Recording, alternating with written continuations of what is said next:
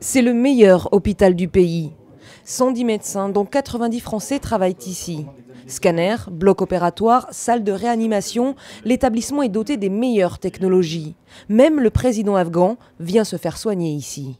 Vous voyez qu'on est tout à fait aux standards européens et français, tant en termes d'organisation que de matériel. Chaque jour, les médecins traitent autant de soldats de la coalition que de civils afghans.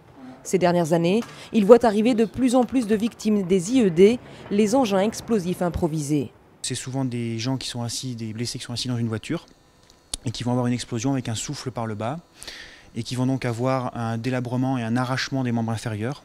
Très souvent, les jambes ou les cuisses sont arrachées. Expertiser ces fameux explosifs, c'est une autre mission des Français à la tête d'un laboratoire européen.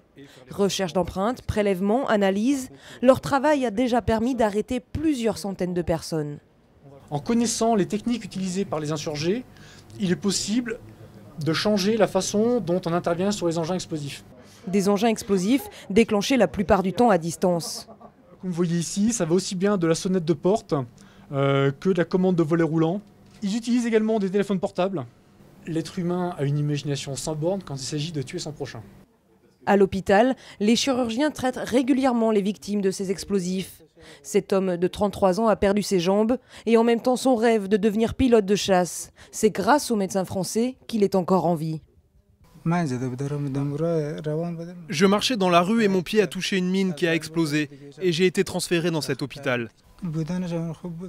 Je suis content que l'armée française ait pris soin des Afghans et des pauvres aussi bien que de leurs soldats.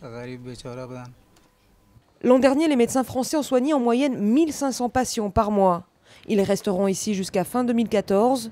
Une question demeure, qui gérera l'hôpital militaire après leur départ ?